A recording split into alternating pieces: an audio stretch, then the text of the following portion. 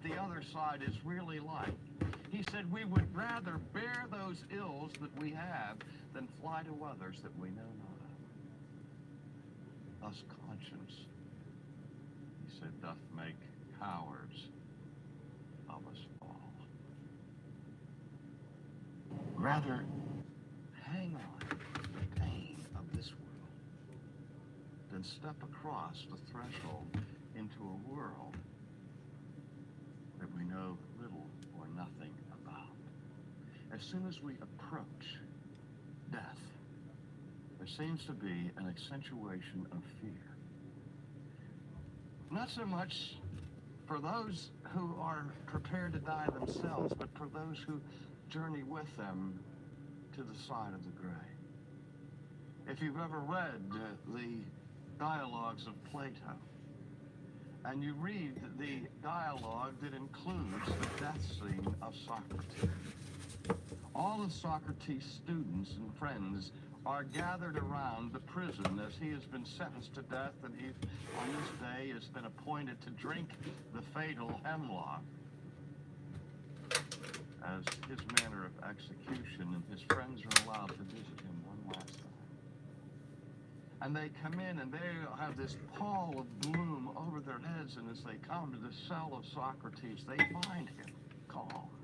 They find him relaxed. They find him even in a state of eager anticipation.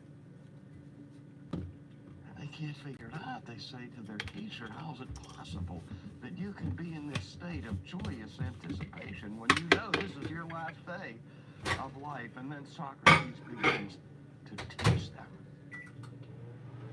philosophically of his speculation, of all that he has learned from the study of nature, from the study of science, that has convinced him that this is not the last day of his life, but it is the beginning of an eternal existence that is far better than what he experiences here. Now, I find comfort in reading the speculation of Plato. I find comfort in reading the philosophical musing of Immanuel Kant when he says, for all practical purposes, we've got to believe in life after death, because if there is no life after death, then this life is meaningless. Somebody asked me a question last night about the Holocaust, the systematic extinction of 6 million people, genocide in World War II. The question was, where was God in all of that? I didn't really say what was going through my mind.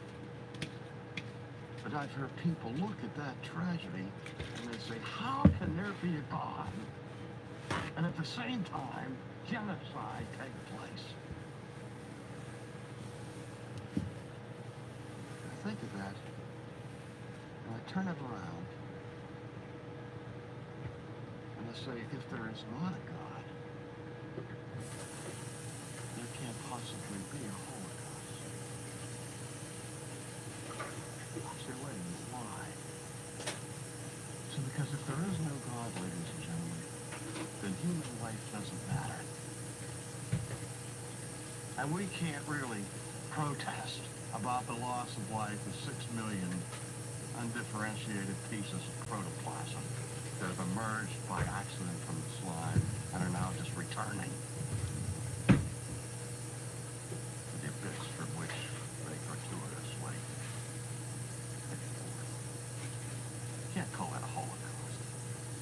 Because for something to be tragic, there first has to be value. There first has to be a foundation for ultimate peace. And that's what Kant is saying. But again, all of that gives me a secondary measure of comfort remains at the level of sheer speculation. The greatest comfort that I have ever found with respect to the question of life and after death comes from 2 sources. One source is the teaching of Jesus, the words of Jesus. The other source is the example of Jesus. work of Jesus. Not too long ago, a poll was taken among American church members, and they were asked to identify their favorite chapter of the Bible. Now, everybody, I'm sure, has heard of 1 Corinthians 13, the love chapter. 1 Corinthians 13 came in second. The chapter that came in first place in terms of popularity among American church people was the 14th chapter of the Gospel according to St. John. Let's take a couple of minutes to look at that familiar record of Jesus' words. You understand the scene.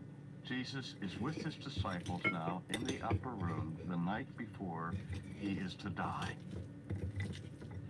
Chapter 14 begins with these words, "Let not your hearts be troubled." You believe in God, you believe also in me. In my Father's house are many mansions, and so on. You've all heard of that text. If you haven't heard it by going to church, you've heard it at a cemetery, because this text is read at almost every funeral in America. Let not your hearts be troubled. He doesn't just come out on the stage and say, here's the beginning of my talk. Let not your hearts be troubled. As I said, there's a context to those words. Those words of exhortation take place in the midst of a very poignant discussion that Jesus is having with his friends. And to understand, I think, the thrust of his teaching, I'll just call your attention to the 21st verse of John, chapter 13, where it says this, "After he had said this, Jesus was troubled in his own spirit." Isn't that interesting? That Jesus is not standing there aloof as the preacher admonishing his congregation, "Not I want you all to be troubled," but he is speaking about their being troubled out of the midst of his own trouble. In chapter 13, where it said that Jesus began to be troubled. Well, what was it was troubling him? He was troubled in his spirit, and he said, "I tell you the truth. One of you is going to betray me."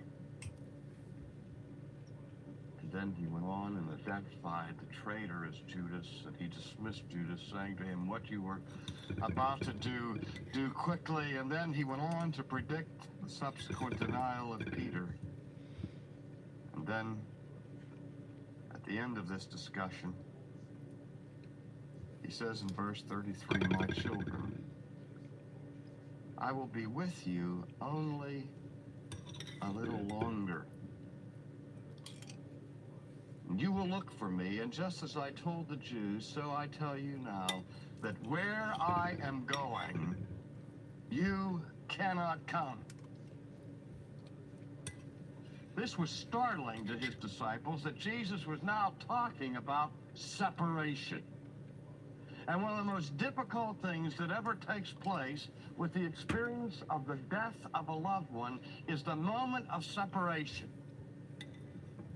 If we go back to the Old Testament, we read the story of the prophet Elijah, who was housed in this poor widow's home, the widow of Zarephath. And the widow of Zarephath had a son who was taken ill, and he died. And when Elijah came on the scene, this woman was clutching the body of her son.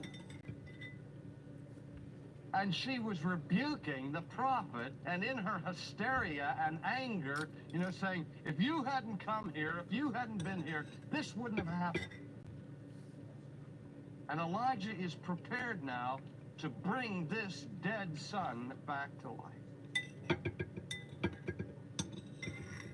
And he says to the woman, "Let go of him and give him to me, that he might live." But how difficult it was for that mother to let go. You've been there in the hospital at the side of one who is passing. And when death occurs, usually people stand there, they don't know what to do, and they don't know what to say until somebody will inevitably say, he's gone. Or she's gone. And we must take our leave. The whole ceremony and process of the funeral is to mark that time of separation. Jesus is preparing his friends for this event in their lives, and he said, in a little while, I'm going to go, and I'm going to go where you can't come. And he said, a new command I give you, to love one another, and as I have loved you, so you must love one another. And all men will know that you are my disciples if you love one another. Now here is one of the most important discourses about love that Jesus of Nazareth ever preached. And there have been a million sermons preached on that text. Love one another. Do you know what Peter says next in the text? Listen to what he says. Peter asks, Lord, where are you going? He missed the whole discourse on love.